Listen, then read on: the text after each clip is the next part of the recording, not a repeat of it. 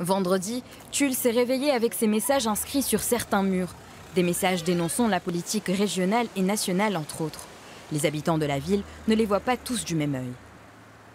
Je trouve ça bien qu'on puisse taguer sur les murs. Moi, c'est interdit, mais c'est quand même un moyen de s'exprimer. Façon de s'exprimer, c'est pas sûr. Hein. Je pense que c'est pour la gloriole, quoi. C'est pour l'histoire de s'amuser. Ou alors un petit peu de provocation. Les auteurs de ces graffitis ont ciblé des lieux institutionnels, mais aussi des propriétés privées. Ce médecin ne comprend pas pourquoi l'extérieur de son cabinet a été tagué. Ce qui me dérange, c'est de s'en prendre à des propriétés privées, si vous voulez.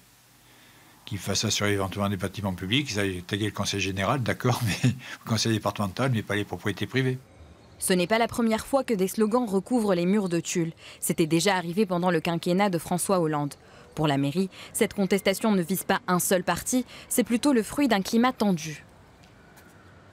Il y a par exemple le projet d'usine de Pelé en Corrèze qui est cité sur un des tags. Voilà, on a la chance d'avoir un préfet qui a noué du dialogue avec toutes les parties dans cette affaire.